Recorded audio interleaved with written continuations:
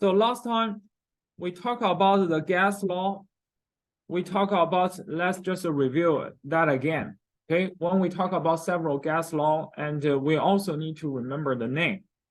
First one is Boyle's law. And this law is talking about the pressure and the volume. Time together is a constant. In another word, if you increase the pressure, you decrease the volume, or you decrease the pressure, you increase the volume. Those two are inversely related to each other. Okay, obviously, I mean, when we talk about the gas, we always using the four parameters P, V, and T. So in this case, most of gas and the temperature is a constant. And the next one is called the Charles law.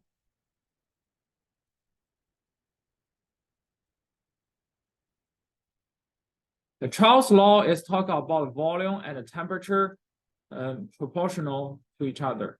So if you increase the temperature, you increase the volume. You decrease the temperature, you decrease the volume. Okay.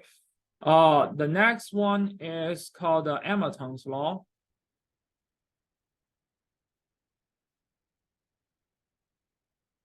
So they talk about the pressure and the temperature. You increase the temperature, you increase the pressure. Decrease temperature, decrease the pressure. So those two are also constant. Pressure over temperature is a constant. Next one is called the combined gas law.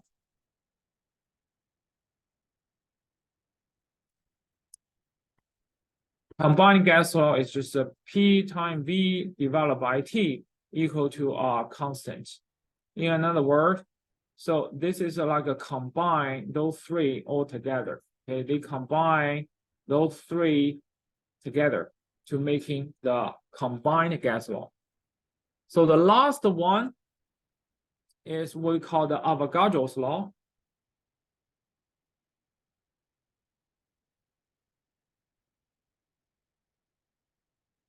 Avogadro's law is talk of mole of gas, and this is the only equation that's involved in the mole of the gas. So volume over moles of gas is equal to a constant. If you have a more mole of gas, you have a more volume. You have less moles of gas, you have a less volume. Okay, yeah. So that's the 5 gas law we talk about. Later, we also talk about ideal gas law, PV equal to nRT, right? The R is equal to 0.08206. And this is a liter atmosphere divided by Kelvin and mole. So that is the unit. So that's why, remember, temperature, we always using Kelvin. Moles of gas always using mole. Volume is liter, and pressure is atmosphere. So if you have other units to the pressure, you need to convert that. The most of commonly we're using is 764 equal to 1 atmosphere, or 760 millimeter height of mercury equal to 1 atmosphere. Okay, so that is the unit conversion. Okay.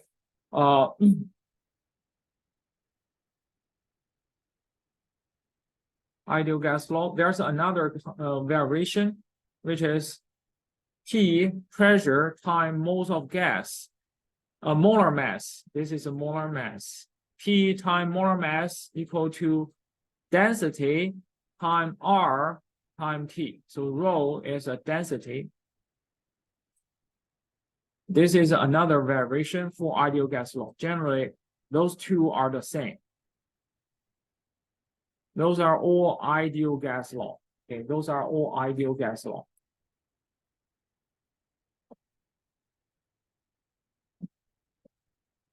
Ideal gas law. All right, so and also we talk about Dalton's of partial pressure, Dalton's law of partial pressure.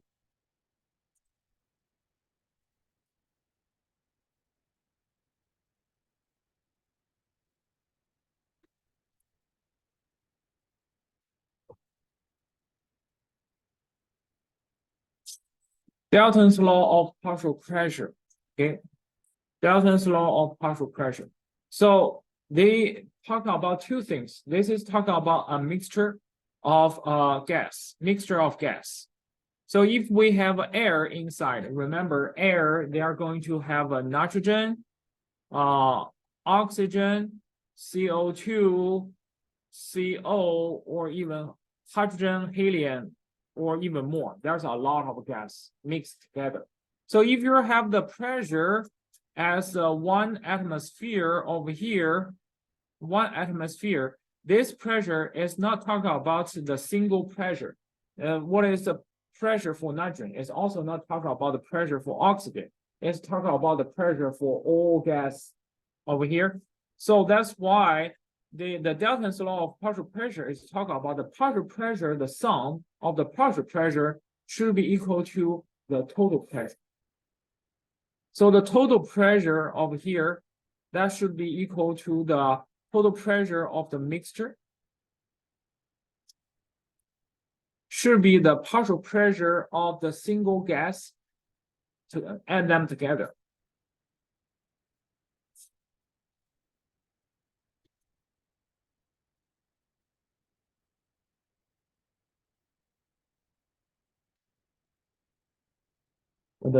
So this is generally what the Dalton's law of partial pressure. This is the first assumption. Okay, the total pressure of the gas should be equal to the sum of the partial pressure. Okay, the sum of the partial pressure. That makes sense, right? Second rule shows over here is talking about the mole fraction of gases inside a mixture should be equal to their pressure fraction. The mole fraction, which is if we have the gas over here, nitrogen, oxygen, CO2, moles of the CO, hydrogen, helium, the mole of each of the gas over the mole of the total mole. So this is what we call the mole fraction. So this is what we call the mole fraction. So the mole fraction, which is the mole of a single gas over the total mole, should be equal to the partial pressure of this gas over the total pressure. So this is another rule, okay? The mole fraction equal to their pressure fraction. So this is a pressure fraction.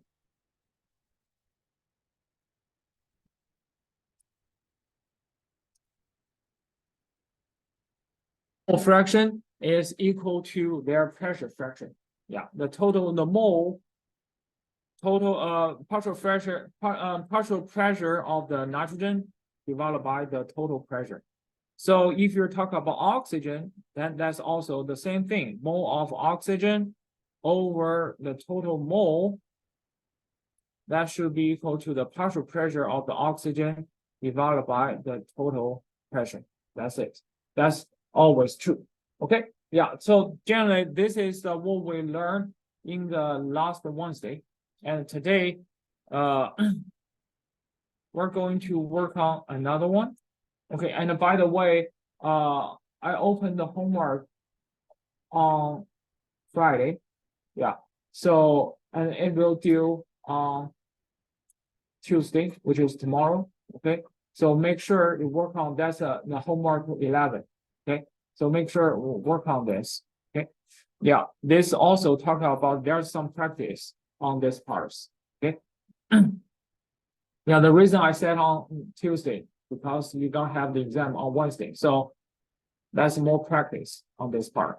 Okay, the last concept we talk about, okay, is called Goulhans.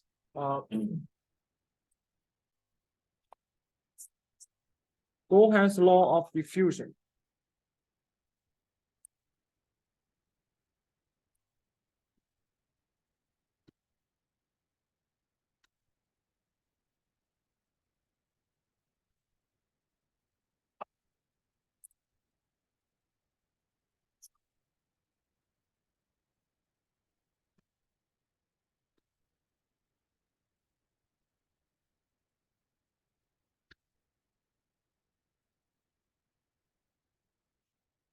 Forehand.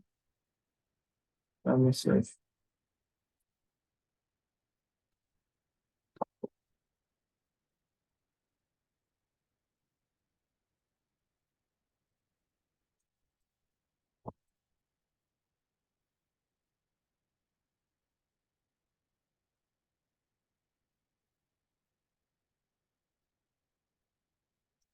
Graham.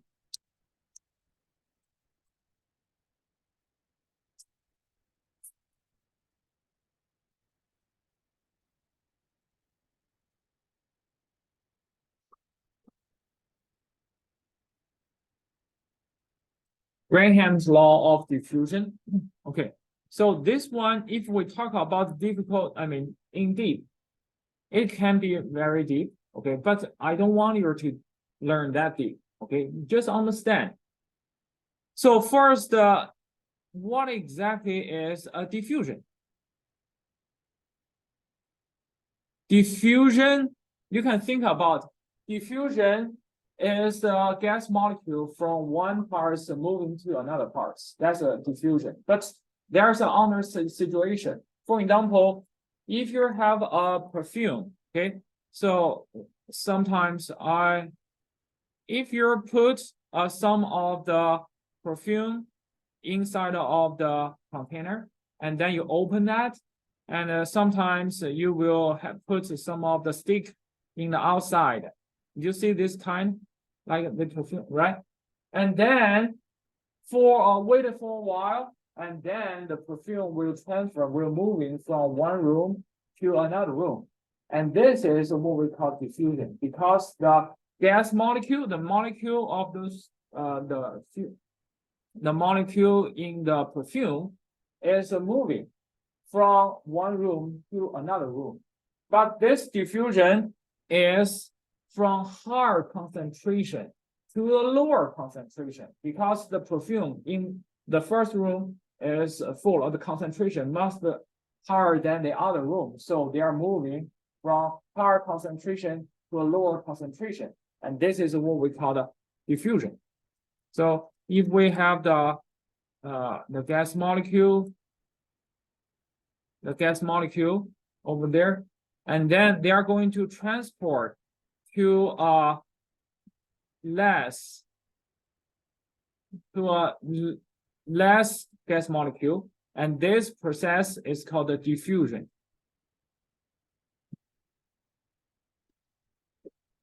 From higher concentration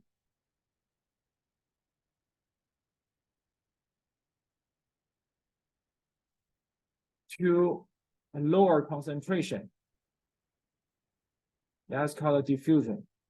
So the gas molecule moving from higher concentration to the lower concentration, and this is what we call the diffusion. Okay, so once you understand the diffusion, well, generally it's just moving rate. That's just moving, right, from one location moving to another location. But the most important thing is we talk about is called diffusion rate.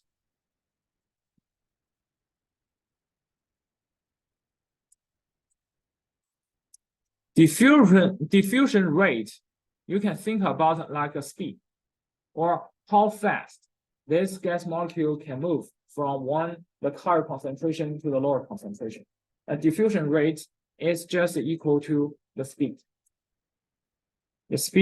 of the gas molecule.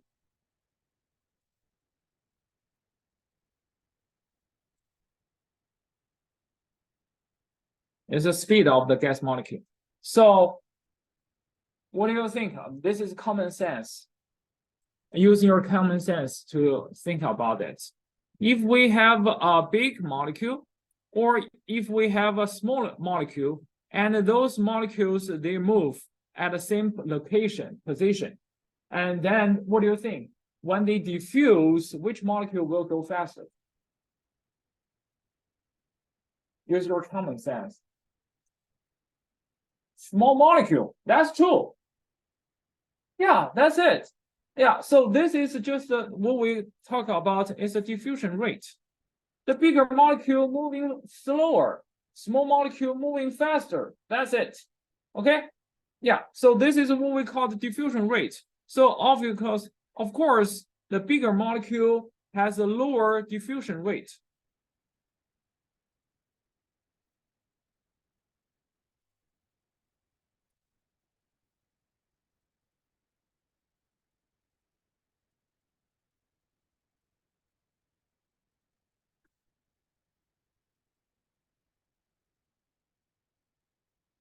And the smaller molecule has the higher diffusion rate.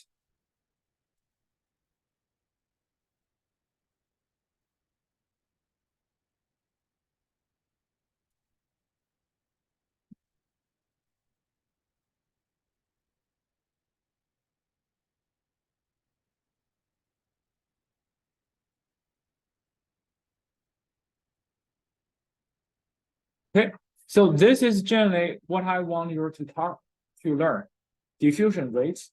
The Graham's law of diffusion is just talk about this. A bigger molecule moving slower, which has a lower diffusion rate. Small molecule moving faster, which has higher diffusion rate. There's an equation associated with it, but I don't want you to doing the calculation. I just want you to conceptually understand. Okay, yeah. But when we talk about the big molecule and smaller molecule, how can we qualify that's a bigger molecule or smaller molecule? Okay, so this is another issue. How can we define this molecule is a small molecule and this molecule is a bigger molecule? Then what you need to looking at, that's just a molar mass, which is 1 mole of this gas, how much mass of that, right? This is talk about the molar mass. So molar mass, higher molar mass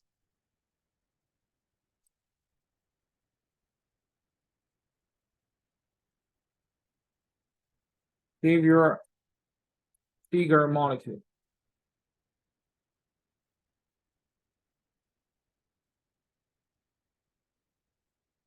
So higher molar mass means bigger molecule. That's it. Okay. Smaller molar mass means smaller molecule.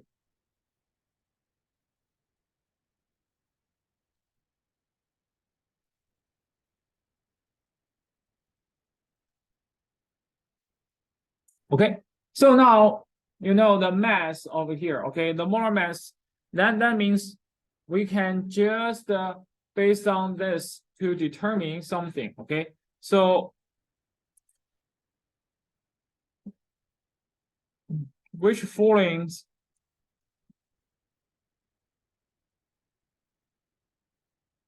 gas molecule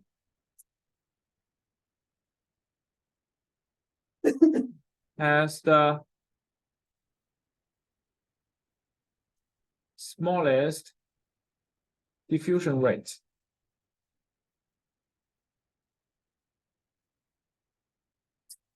Okay, which following gas molecules has the smallest diffusion rate? So let's see.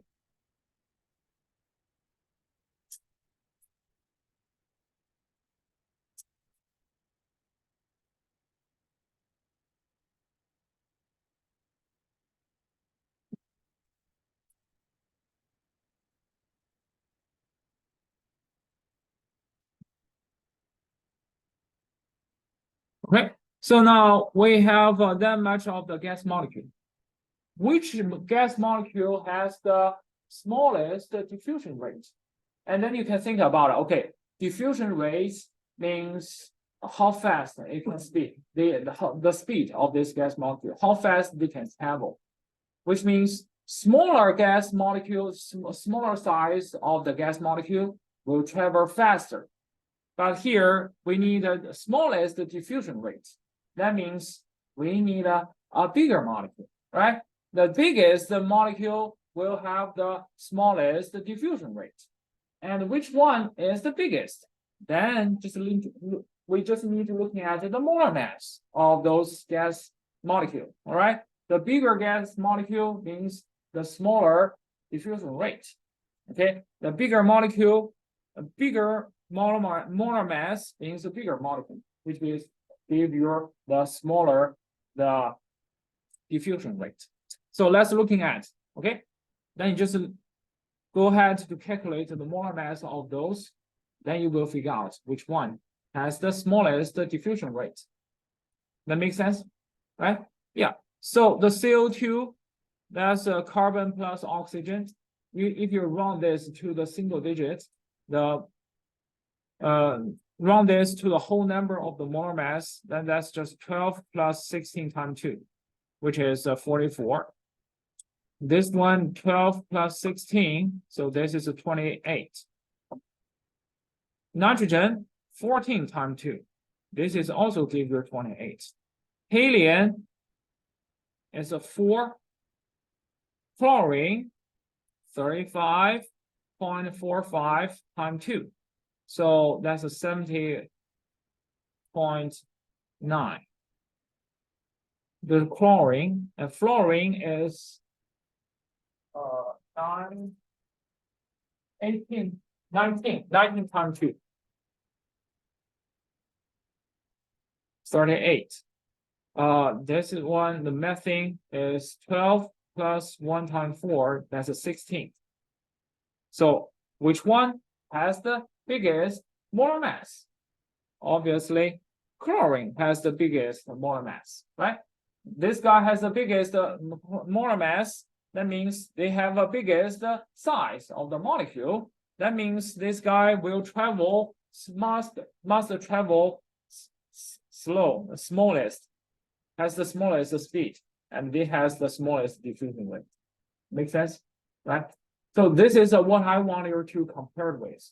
Okay, if you're the molecules, you determine which one will have a higher diffusion rate, which one has a smaller diffusion rate. That's it. Not so complicated, right? Not so complicated. That makes sense, right? Okay. Yeah. So this is what we talk about the diffusion, Graham's law of diffusion. Okay. But sometimes the question will also give you a map, or not map, or give you a graph. And then we need to recognize what this graph looks what's the meaning of this graph. So the graph, the x-axis give you the speed of the gas. Okay, it's related to the gas. Give your speed of the gas, and the y-axis is talking about the number of molecules.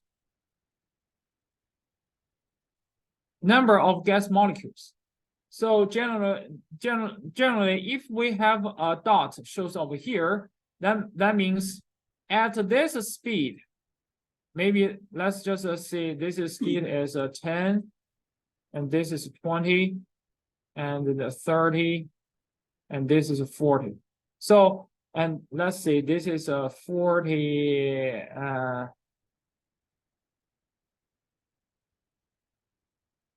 centimeter per second. Okay, centimeter per second. Anyway, this is a speed. So this one, let's say this part's could be like 1,000, and this part is 500, and we have 250, and here 750. So what that mean? If we have a dot shows over here, that means there's a molecule, the speed is 10 centimeter per second, and how many molecule has this speed? Is 1,000 of the gas molecule has this speed. So this is the meaning of this, 1 of the dots. Are you clear? Okay. And then usually, if we talk about gas molecule, if you think about it, there's a gas molecule in a container, and we have a lot of the gas molecule of that. And it just let you know, not all the gas molecule will have the same speed. Okay, this is a normal, very, very common.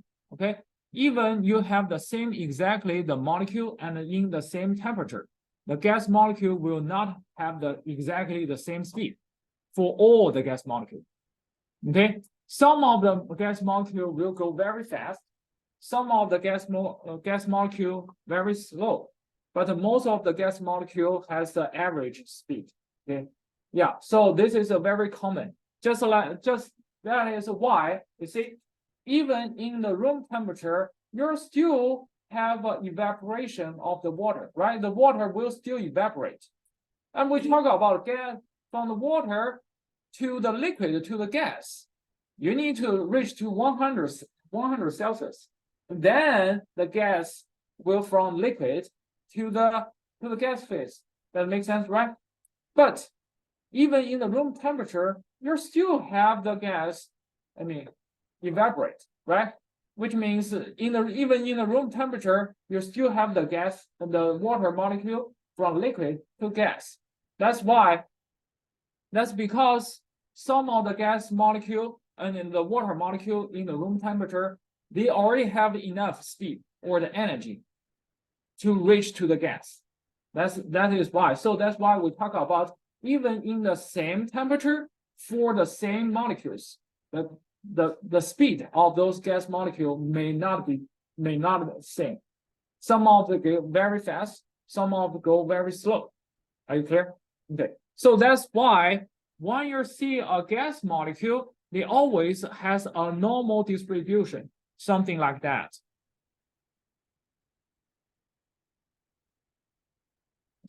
They always has a normal distribution, something like that. And this means, okay, some of the gas molecule, you see, this we probably have like a 300 molecule of the gas has the speed is 100, is a 10 centimeter per second. And if you're looking at here, the gas molecule with faster speed, like a 40 centimeter per second, they also has about like a 300. But majorly, the gas molecule has this much of the speed, right? They have this much of speed. This majorly, the gas molecule has a speed from like a 25 centimeter per second to 32 centimeter per second in this case.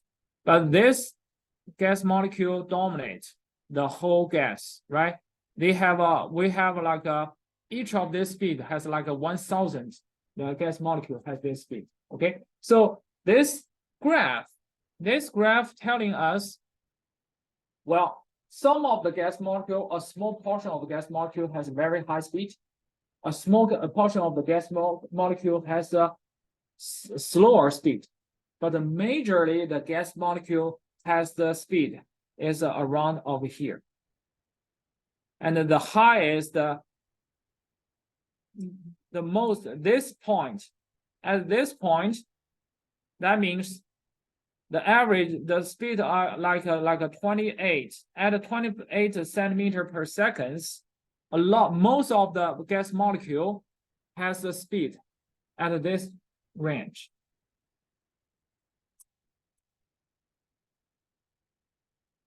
Any questions?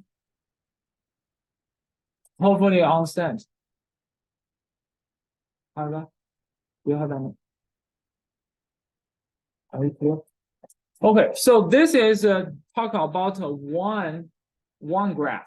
Okay, but if we combine the several graph, then let's see. We're still having the graph. This is still speed, and this is still number of molecule. Okay, so now we're going to have this is the gas one, and we have sorry, this is gas two, and then we have a gas three. So we have three different gas shows over here. Okay, gas one, gas two, gas three.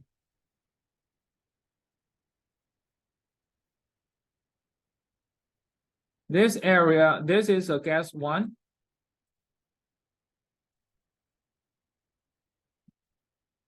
This is a gas. This is a gas two.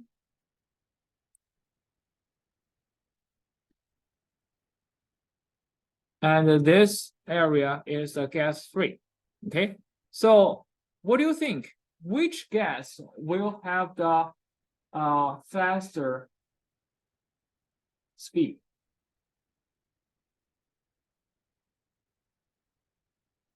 Something as which one or which part we need to look at? Which gas will have the higher speed? Normally. Remember, this part is the speed. Okay. So you need to looking at is okay. We talk about in the highest point over here, and this point is talk about the majority of the gas. What's the speed for the majority of the gas, right? This point, the speed is over here, and this point, the speed is over here, and at this gas, the majority gas is speed over here. So obviously, the speed of the gas one, it should be larger than speed of gas two, and should be larger than speed of gas three. Okay, yeah. So this is the meaning of those three of the graph combined together. Then we can just go further a little bit. Well, here we talk about speed. Then what is the diffusion rate?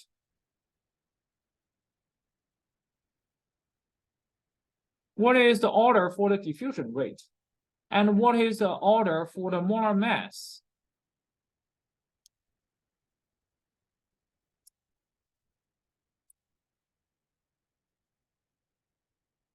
What is the order for the molar mass? Right? We just talked about diffusion rate is related to the speed of the gas, right?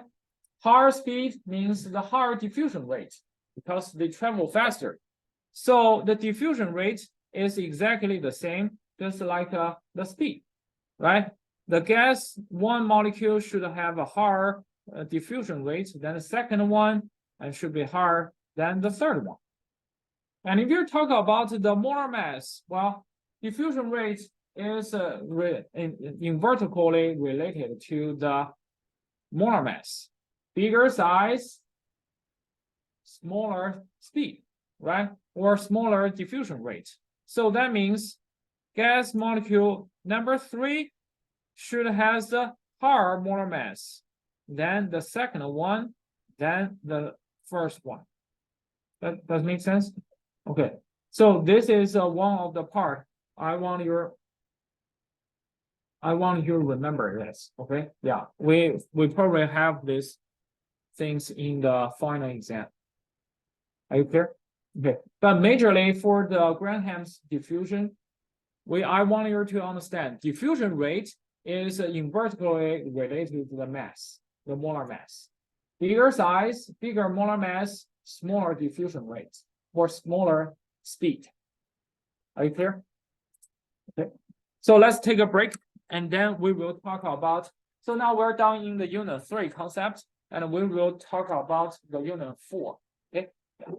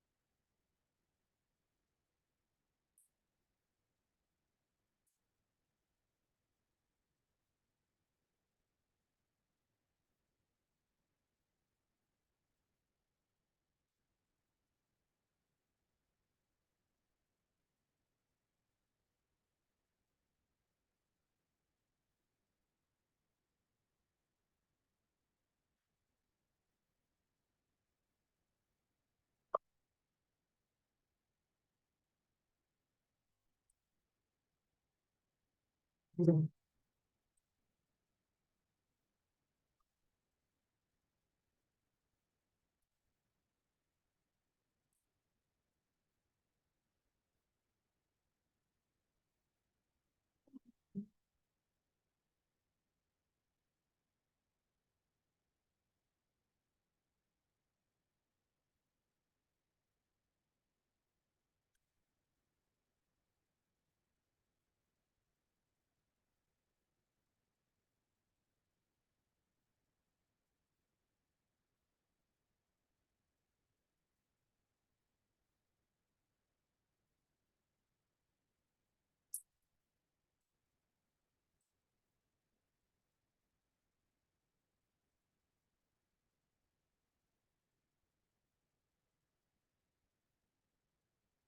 else don't have it?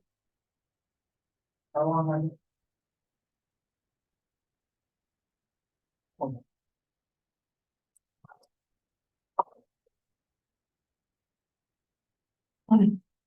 I want here.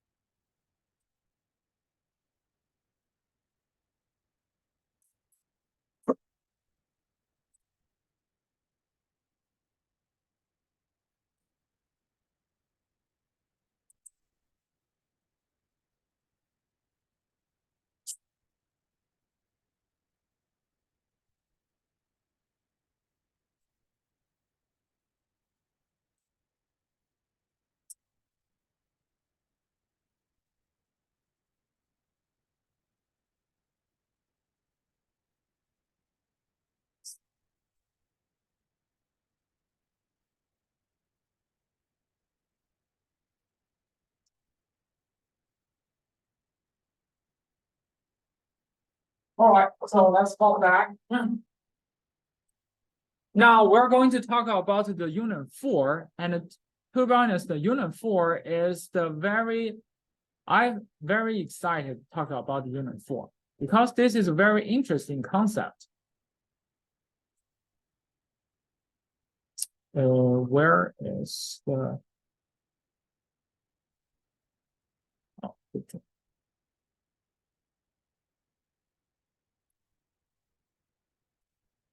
So first, in the unit 4, or first we will talk about electromagnetic wave. So first we will talk about the electromagnetic radiation.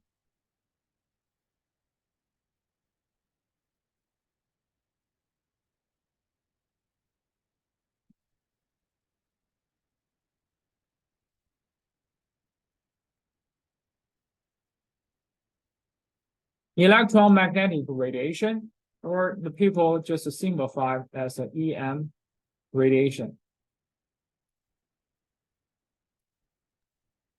I know when we talk about radiation, you will be very scared, because I mean radiation, you're thinking about X-ray, gamma ray, or damage people, right?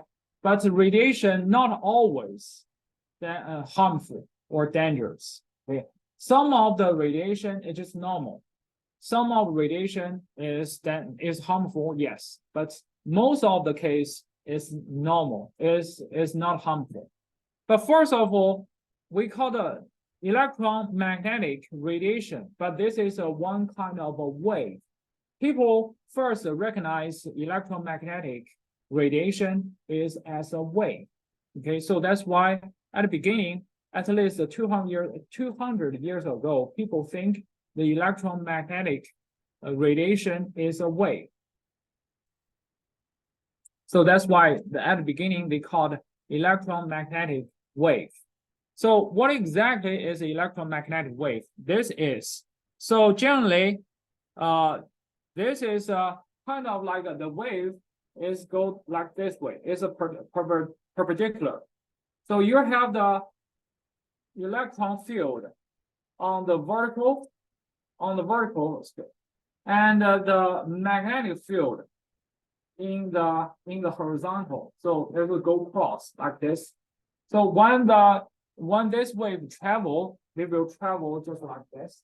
If they travel like this, but vertically you have the electron field go this way, and then horizontally we have the magnetic field go this way.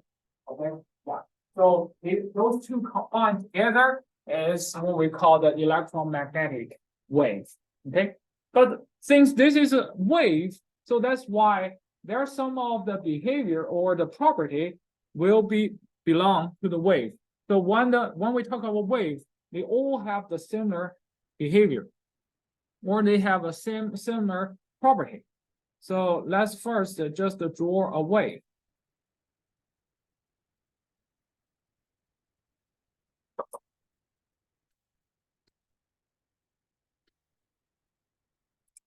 So this is a kind of like a wave, and people would like to cut this into half. Okay, the people will cut this into half. And when we talk about wave, they always has a three property that belong to the wave. The first property is what we call the wavelength.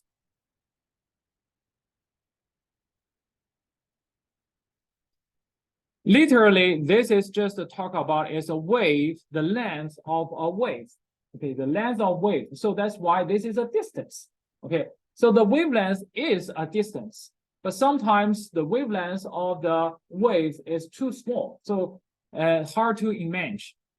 So the wave is generally, the wavelength is a repeating place from one position to its a repeating position. So the distance of this is the wavelength, which means how long this wave will repeat for once. Okay, so this from the highest point to another highest point, the distance between that is the wavelength. Well, if you're talking about can we count from this area to this area? Sure, this is also one wave repeating, right? From this end, they move over here upside down until over here. This also the repeating distance. So this is also a wavelength. Can we count over here? Sure, you can also count. So this is also a wavelength. So generally, they should repeating exactly the same. So the wavelengths in all those positions should be the same, okay? And the wavelengths, what we call in the Greek letter is called a lambda. This is a lambda. Lambda. Okay, lambda. So this is pronounced like a lambda. Okay, lambda. So lambda. Okay, this is Greek letter. So usually we talk about this is a distance, but some of the case, most of the case, the wavelength is really small. So that's why the people using nanometer to represent, and also using micrometer to represent. The mu here is a micro. This is a micrometer. Micrometer to represent. Well, just like a microwave. The reason we call them microwave, that's because the wavelength of that wave is in micrometer. So that's called microwave. And some of this even using meter or kilometer to represent the length, the wavelength. If you're talking about the kilometer, that's going to be really, really big curve. Okay, that's really, really big curve. Well, so this is the wavelength. Then the second one, the property is called a frequency.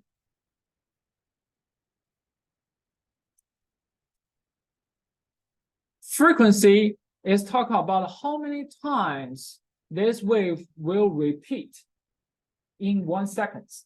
How many times this wave will repeat in 1 second, right? So if we talk about this is the frequency, and people using the mu. This is pronounced like a mu, okay? They're using this to represent. You can write it like this, okay? This is called a mu, okay? It's also a Greek letter. The frequency they're using this as a frequency, okay? The frequency, the unit of the frequency is called per seconds. It talks about how many times per second, per 1 second, or people using hertz. So per seconds is also called hertz. You heard of the hertz, right? Anyone knows what is the frequency for the power, the 110 volts power? You know what is the frequency? So that one 60, yeah, 60 hertz. Okay, which means this repeating the frequency repeating 60 times per 1 second. Okay, so that's a 60. And also you heard of like a gigahertz, right? The gigahertz. Gigahertz, you know what is a gig? We talk about the prefix in the gig. That's a million, 10 to the 9th. Okay, gig is a 10 to the 9th, which is 1 billion. So 1 gigahertz means they repeat this wave, repeat 1 billion times for 1 second. We repeat 1 billion times for 1 second. That's a lot, right? That's a lot. But you heard, I mean, usually what is the CPU for i7? I mean, the gigahertz, they can reach to like they have like a 10 core, right? So usually they can reach, normally it's a 3.5 gigahertz. And they can reach, if you're overclock, then they can do like 7.4 gigahertz. That means they can repeat that many times per 1 second. You see this, so that's why they can calculate very fast, right? They can calculate very fast. So this is what we talk about the frequency and the wavelengths. Wavelengths and frequency are related to each other. Okay, wavelengths and frequency are related to each other. The last one is the last property for the wave is what we call the amplitude. Amplitude, we're using capital A to represent. Amplitude, if you think about like a voice or sound, it's just a volume. You increase the volume or decrease the volume, you did not change the wavelength and frequency. You only change its amplitude. Make it louder or make it smaller. So what exactly is the amplitude? In this wave, the amplitude is talk about the distance of this from the highest wave to the middle. And this distance is what we call the amplitude. So this distance is what we call the amplitude. Okay. So generally, you increase the volume, decrease the volume, you did not changing the frequency. You're only just changing the amplitude. In another word, if you have a frequency over here, if you have a wave, the wave can be like this, right? Or if you decrease the volume, they can also like this. But again, the frequency or the wavelength didn't change. The only change is the amplitude, just like what we see.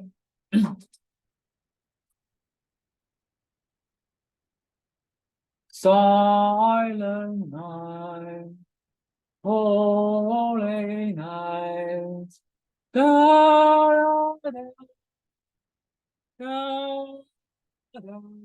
sorry, I forgot the word. Okay, but anyway, so this is the normal sound. You can also increase or decrease the volume, but without changing the frequency. I'm talking about frequency is the pitch. Okay, the frequency, I still can say.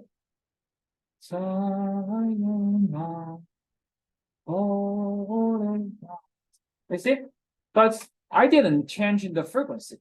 If you're changing the frequency, it's probably like a silent night, holy night. Okay, so this go very fast, but you can also go very slow, which is making the wavelength longer, but the frequency making smaller, like a silent night, right? So just like this. So this is the difference, okay? You're changing, the very important thing is you increase or decrease the amplitude. You're not going to changing the frequency or the wavelength. Are you clear? Okay, yeah.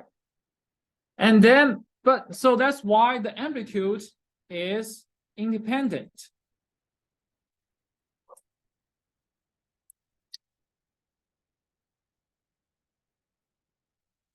But wavelengths and the frequency are dependent to each other. Lambda and frequency are independent, are dependent to each other.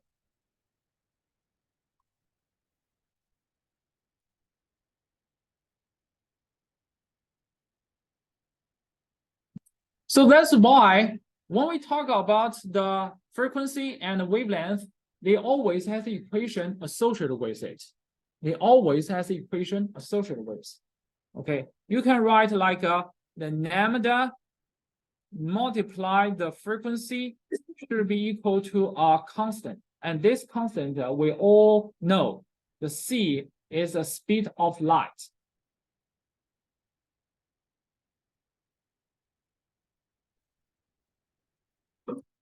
C is the speed of light. Anyone remember what is the speed of light? The number? 3.0 times 10 to the 8th meter per second. Okay, 3.0 times 10 to the 8th meter per second. This is how we run it, but usually it's a 2.99 something times 10 to the 8th. Okay, yeah, but this is almost, I mean, the close whole number that we can remember. So I always remember like this. It's 3.0 times 10 to the 8th meter per second. Okay, so that's why if you're looking at it here, if you have a hard lambda, hard wavelength means you're going to have a smaller frequency, right? If you have a smaller wavelength, then you're going to have a hard frequency. That makes sense, right? Yeah. So that's why frequency and wavelength, those are inversely related to each other. Okay. Longer wavelengths smaller frequency. Smaller frequency, the smaller wavelength, longer frequency. Bigger frequency. That makes sense, right? Yeah. And you can see, so that's why the people, you see, they're using speed of light. Why we put this equation using speed of light? This telling us another hint. The electromagnetic waves, they travel as a speed of light. They travel fast, really fast, as the speed of light. Okay, yeah. So that is why they are using the equation, the C over here, because they travel as a speed of light. Okay? The electromagnetic wave, they travel as the speed of light. Are you clear? Okay. All right, so this is the relationship between wavelength, frequency, and the speed of light, and also the amplitude. All right, so now this is what happens when the people see the electromagnetic field, okay? And then later, we're going to talk about some of the light, or visible light, okay? So at the beginning, people don't know what is the, well, people first identify electromagnetic field, electromagnetic wave. And then later people realize, I mean, that's during the 1800s something, okay? People realize light, the visible light is also electromagnetic wave, So light is a part of the electromagnetic wave. It's a part of the wave. But how come the people identify that's a wave? That's going to be very interesting. How come we can identify the light is a wave? I mean, I'm going to show you some of the experiments.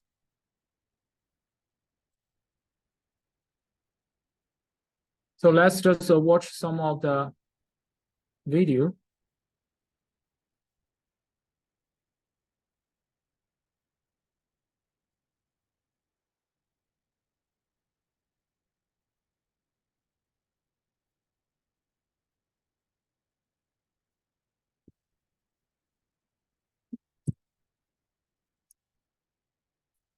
Let's talk a little bit. I mean, since when we talk about wave, and we should have the property with the wave. Remembering my brother.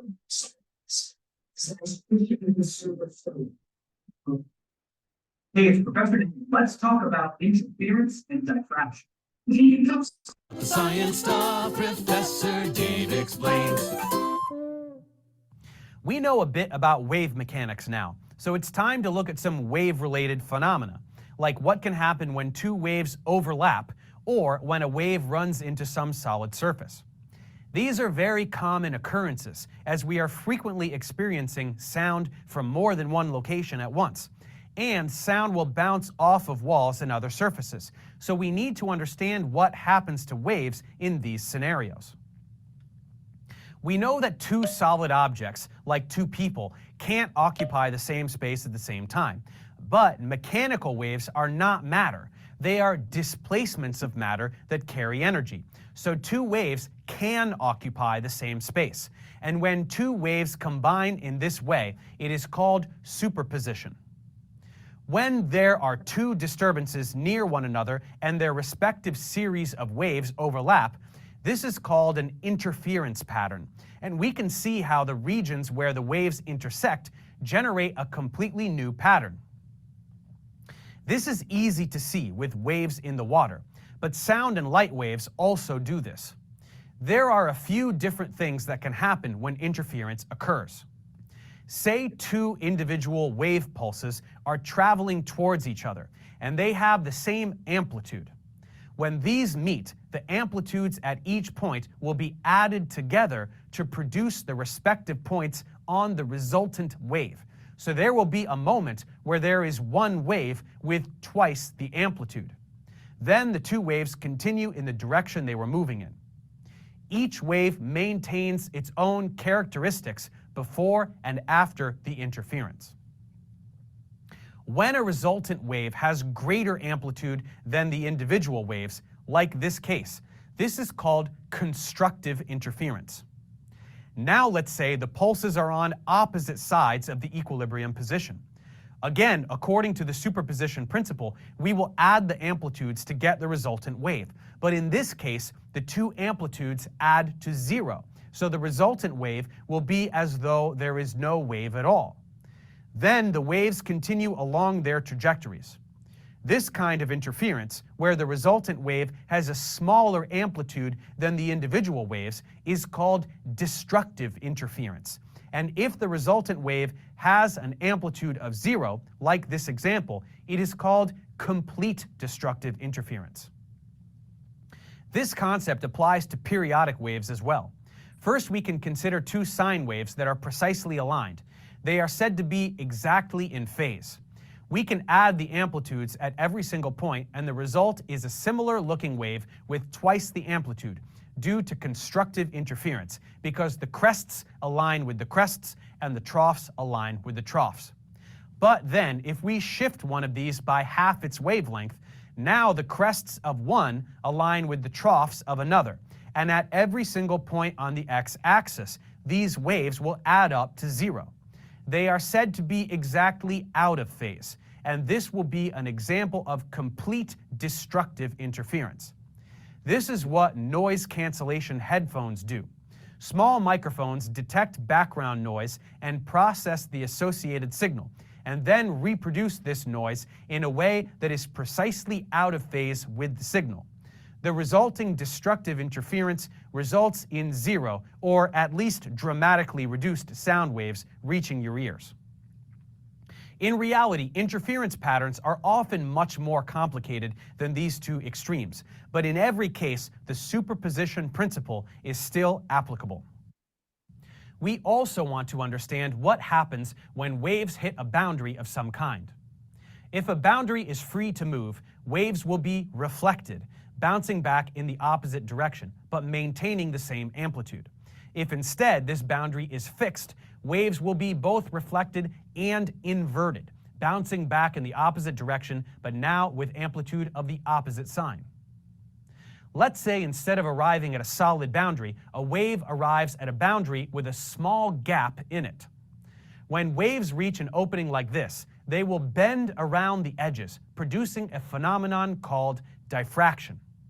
A diffraction pattern is another kind of interference pattern because of the series of maxima and minima that result, and waves of all types will exhibit this behavior. It was the diffraction of light that provided some of the strangest data we have collected in physics, contributing to the development of quantum theory. But that will have to wait until the modern physics course. For now, let's check comprehension. Okay, so generally, this is give you some idea. If you have two waves, and then when the two waves overlap, what happens? Sometimes if they have the same amplitude, then they combine together. This is what we call the constructive, right? Constructive wave. And if this has the different wave, one is go up, one go down, they cancel each other. So this is called a destructive, right? Destructive. So that is why, and the people, this is a very phenomenal, because later the people find what we call the Thomas Young developed one of the experiments. And here's one thing you need to do before buying anything online. Don't spend another dime on Amazon until you watch the.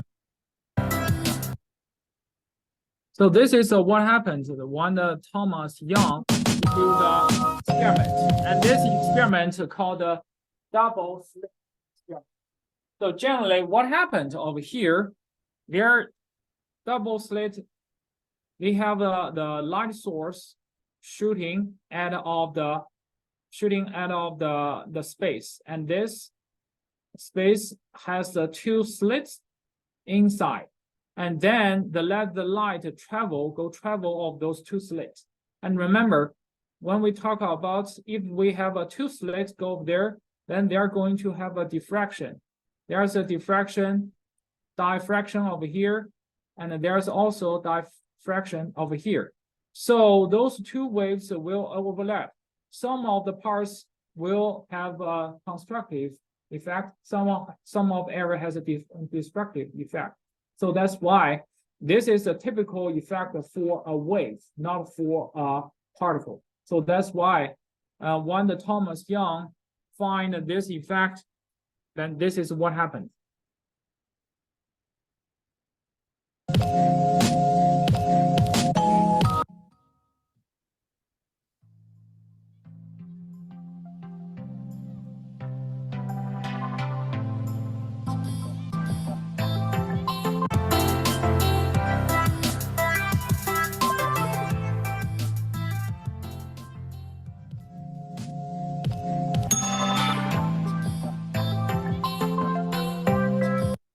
And if you're looking at up here, that's going to be the diffraction. Some of this has a bright color, some of this has no color. No color, that this is generally is the reflective effect, which means to make this no this area generally there's no light coming off here. This is the destructive effect. So that's why when the Thomas Young found this experiment, 1980. No, not 1980, 1800.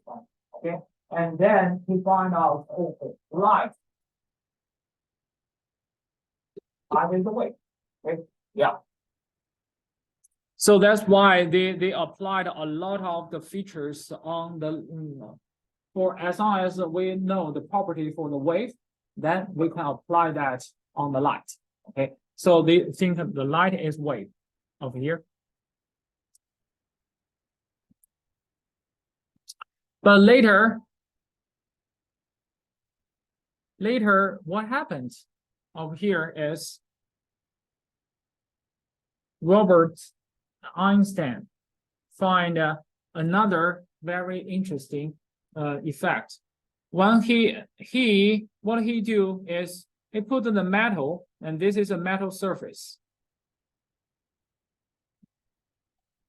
And then if they are using a light shoot on the metal surface, okay, some of the metal, not all the metals, the light shoot on the metal surface, and then they're going to knock out some of the electrons out. They knock out some of the electrons out. There you just think about it. How come?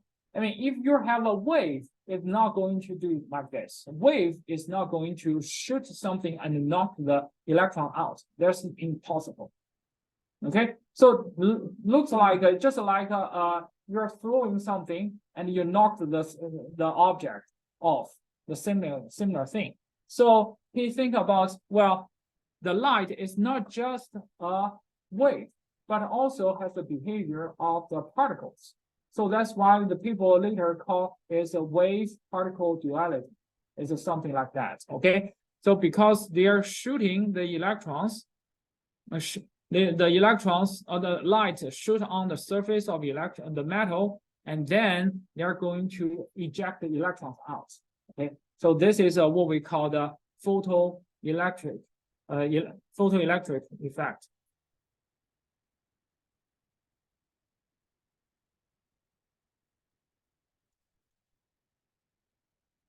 Have you heard this before? Photoelectric effect. Okay, so photoelectric, not just a light. Just to let you know, all the magnetic waves can do the same thing. That is why if you put the metal into the microwave, and then what happens? Do you know? If you put the metal spoon put into the microwave, what happens? The sparks.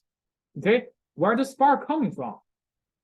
It's because the the microwave shoot on the surface of the metal, and then they eject the electrons out. And where the electron go? It go to the two ends of the electron, and then they start to spark. Okay, yeah. So this is what we call the photoelectric effect. Okay, photoelectric effect. So generally, the light will have two properties. It's called particle or wave-particle duality.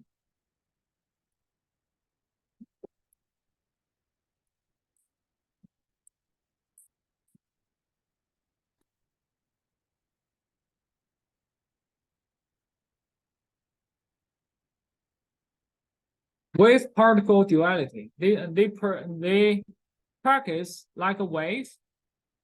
They also practice like a particle. So that's it. And then Robert Einstein think, okay, so this kind of the electrons, the light can just like discontinued. We think about the wave is a continued thing, right? Because the wave is continuous thing. But he think about, well, the wave actually is not a continued. They are just like a discontinued particles. But each of the particles will containing exactly the same energy. Okay, each of those particles will containing the same energy, and each of the particles is what we call the photon. Each of the particle is what we call the photon. Okay, and generally, once you see a light, it's just like you see a lot of the photon shooting at your eyes, and then you receive those signals. That's it. Okay, so it's not a continuous shooting at your eyes. It's a discontinued shooting because. But the thing is, they are going too fast. So generally, you can think about it as continuous. Just like when you play the game. You play the game. Actually, you saw the movie. The movie is not give you a continuous picture. It's just give you like 1 second. They play 24 pictures, and then when the 24 pictures go through in your eye, you can see this is continuous. But actually, it's not continuous. The frames they play like 24 frames per second. And just like, or when you play the games, if the frequency, the frame is go lower than 30 seconds, 30 frame per second, generally, you will think that the game actually is very slow. Sometimes we have a pause of that. That's because, when you see that, it's not continuous, just like the photon shooting at your eyes is not continuous. It's discontinued, but since they go very fast, so generally you cannot tell the difference. So they have a lot of the photon shooting at our eyes or shooting at on the surface something, and each of the photon generally they containing the same energy, but those energy is really depends on the wave. Okay, the energy is really depends on the wavelength or the frequency of those electromagnetic field. So they write the energy is equal to h times the frequency. Energy of the photon is equal to the h times the frequency. The h is what we call the Planck constant.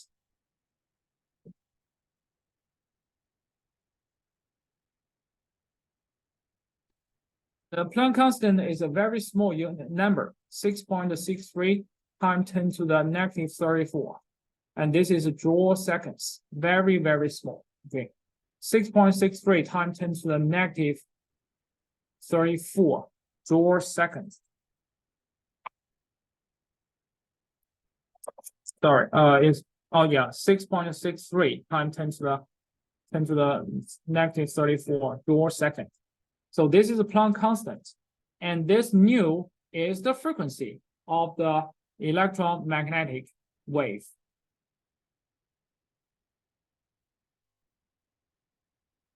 So that's why you see the energy of this photon is higher frequency, lower. If you have a higher frequency, you're gonna have a higher energy. But if you have a lower frequency, you're gonna have a lower energy. Okay, higher frequency, higher energy, lower frequency, lower energy. Okay, So this is generally what we talk about the wave-particle duality. Sometimes behavior like a wave, it is a wave. But sometimes they can also behave like particles. And each of the particles containing the energy, and this energy is equal to, is equal to h times mu. H times mu.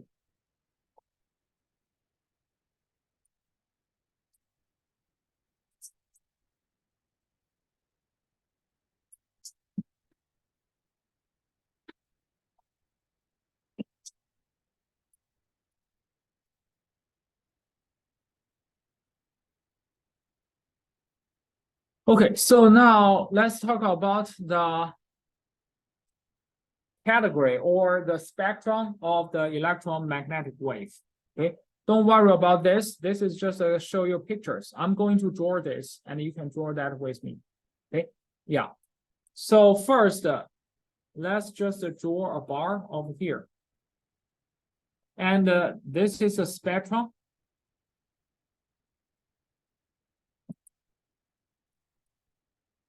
Spectrum of the electromagnetic radiation.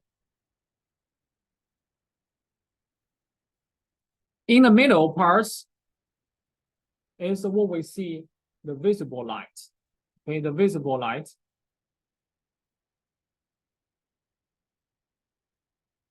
This is a visible light. And the visible light, usually the wavelength for the visible light is 400 nanometer to 700 nanometer. Okay, so 400 and 700. If we're using this as a wavelength, then we will talk about this. This is a wavelength from small to high.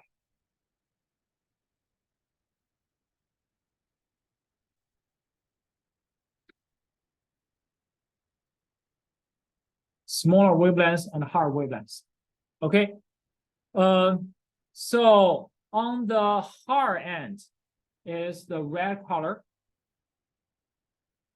On the 400 nanometer smaller end, the wavelength is the violet. It's the violet. You know, still remember what is the color in between? Once the light goes through a prism, it will separate the color. What is the color? Remember? Red, then orange, then that's a yellow. Then what is color? Green, right? You have a green. After green, what is color? It's not blue. It's something blue between blue and green. What is that color? Huh? Indigo is teal, I think. It's close to that. Indigo, I prefer using teal or turquoise. Okay. Wait, it's called turquoise. Teal, the color, and then it's a blue. After blue is a violet. Okay, after blue is a purple. Purple, then violet. Okay, so generally purple, you can think of purple as violet.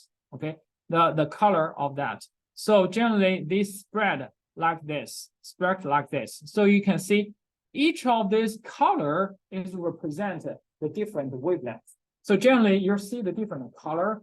Generally is you receive the different the wavelengths of the electromagnetic wave in your eyes. They containing different wavelengths, so you receive the different color. Okay, yeah. So, and just to let you know, last time we talked about there's a boundary. Some of this is harmful, some of those the wave is not harmful, and this is a boundary. The boundary is between the visible light and the UV light. Okay, so everything, if the wavelength is larger than 400 nanometer, generally this is harmful or unharmful. But everything below it, then that's going to be harmful. Remember, we talk about the wavelengths. Higher wavelengths has a small, higher wavelengths means lower frequency. Lower frequency will give you a smaller energy. Okay, so that's why this part is not harmful because they have a lower energy. Okay, yeah, but this area is harmful because they have a higher energy. Okay, so if we talk about the frequency,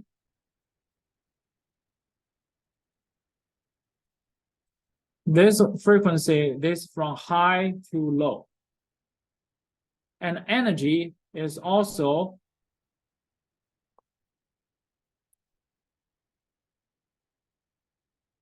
from high to low. Okay, so that's why everything below the 400 nanometer, they're going to give you a very high energy. So that's why they're going to be harmful. Okay, so but first let's talk about the unharmful parts.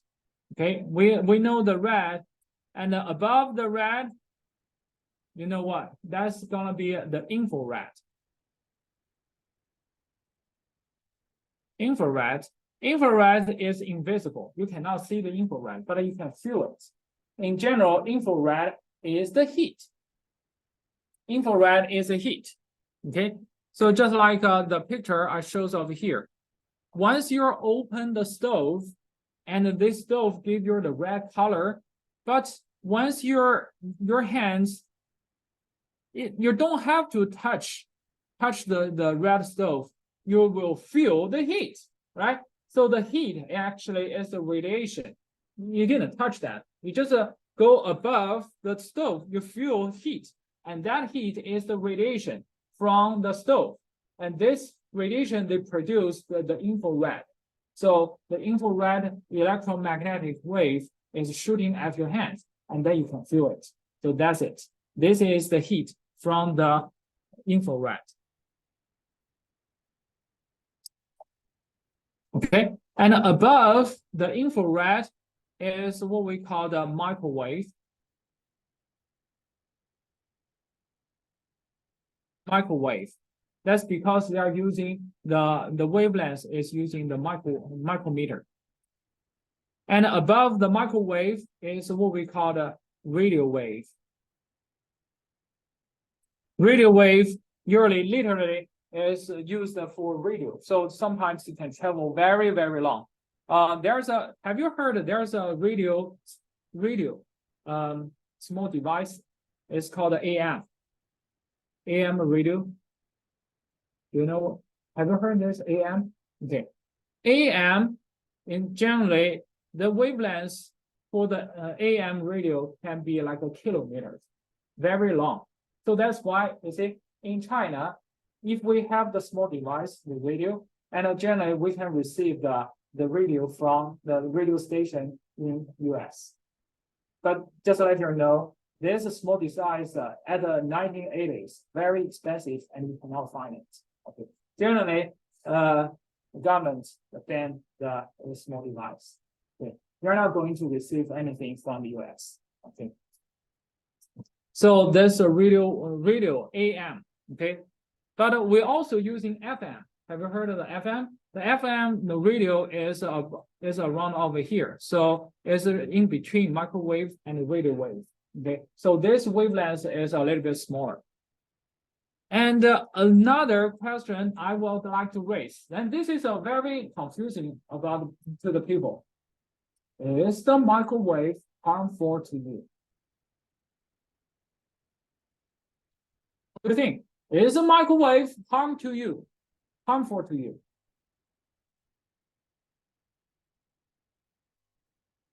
Yes and no. Okay, yes and no. Okay, so if you're just looking at this graph, you will see microwave is around here. The wavelength of microwave is even longer than the infrared, and even longer than the visible light. So generally, it's okay if you receive the visible light or the heat. You should be okay to receive the microwave. That makes sense, right? Yeah, it shouldn't. The microwave do not have enough energy to penetrate you. I mean, your skin should be good enough to protect. But here's the but, very important. Okay, why the microwave we talk about in the microwave machine is harmful. That one is harmful, but it's specific just for the microwave that designed for the microwave machine.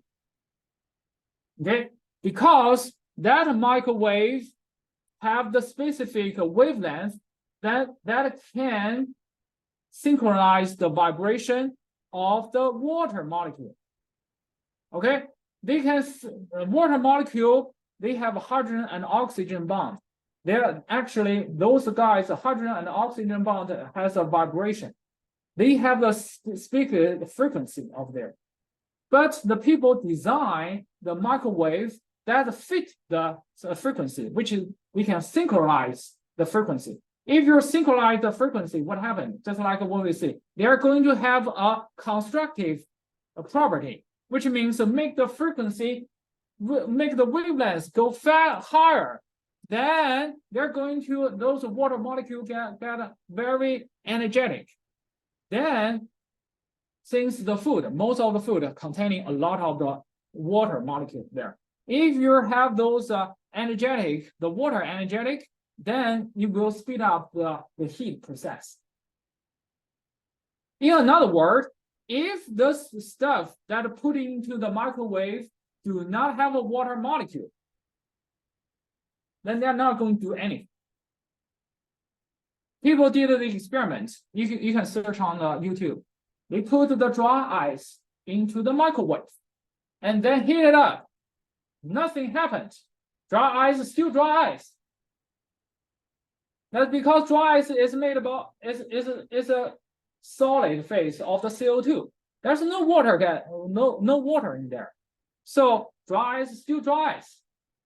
And in other words, that is also why the frozen stuff, if you're putting in the microwave, is not going to melt very faster than the water molecule itself, right? If you put a cup of water and a cup of the ice, put into the refrigerator, put in the microwave and heat with the same time, generally the water probably will boil, but the ice didn't do anything, or maybe just melt a little bit, okay? Because they design the microwave specific can synchronize the vibration for the liquid molecule. That's it. Are you clear? But that wavelength or frequency is harmful to you because you have a blood. You have a lot of food in your body. So it will make your body or blood boil. So that is why. Are you clear? That makes sense? Okay? That makes sense? Okay. So that's why we talk about why microwave is dangerous. Yes and no. You can expand that to your friends. Okay? Yes and no. Generally, microwave is not harmful. But the microwave design in the microwave machine may be harmful to you because it will synchronize the vibration of the liquid water molecule. That's it. Questions? I think this is very interesting, right? You can search if you're interested, and you can search online on YouTube. The people do a lot of experiments on this. Okay, yeah. Well, then you will see. So remember, longer wavelengths, lower energy. Longer wavelengths, your lower energy. Then let's talk about the harmful part. Okay, so below the violet, what is that called? The electromagnetic wave is called the UV light. Ultraviolet is UV. Okay, UV light is getting harmful. Okay, but you see why some people still want to make the tent. You know, when you make a tent, you need to expose that to UV light, right? Okay, but remember, if you're just using your bare skin to under the sun, you're got a sunburn. That's because the UV light. Okay, yeah. So when the people got a tent, they want to have a tent, they have to have something protect their skin. If without those protection, you will got sunburn for sure. Okay, yeah. So UV light is harmful. It starts to have a high energy to penetrate your body or skin. Okay, but they do not have enough energy to penetrate your skin. Okay, but the next one, that's going to be X-ray. X-ray has even higher energy, and this X-ray can penetrate into your skin. Okay, and but they're not going to penetrate through the bones, right? So that's why you do the X-ray, you can see the bones in your body. But the gamma ray is getting even hard. Okay, gamma ray has even higher energy. They can penetrate the bone. They can penetrate the bone. So that's why the gamma ray has a medical application. I mean, there are the people using the gamma ray to kill the tumor inside of the brain, inside of the skull. You know, I mean, the reason I know it because my mom did that before. Okay? Well, she passed away, but she did that, and there's a tumor in her brain, and then since you know she's getting old, and also there's a lot of issues. She also has a cancer. So anyway, so it's not the doctor don't recommend to have the skull operation. You know, that's one is very dangerous. And do you know, last time I saw it on YouTube, the doctor really just using a saw try to cut the skull because the skull is too hard. You have to using the saw to cut it off, to making some space open. Otherwise, you cannot do the operation. But generally, the gamma ray can penetrate the skull, so they can making focus on the tumor parts, and then they just instantly release quite a large amount of energy and kill the cells over there.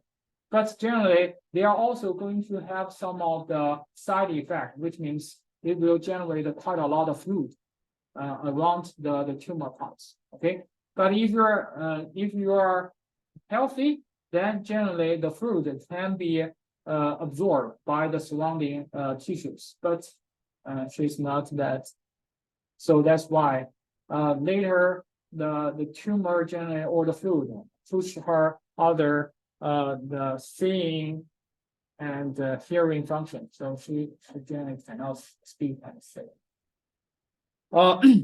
Anyway, so this is the gamma ray, X-ray. So remember, UV, X-ray, gamma ray has a really high energy because they have a small frequency. They have a high frequency or small wavelengths. They give you a very high energy, so they can penetrate something and make the damage on your body. So that's why that's harmful. Are you clear?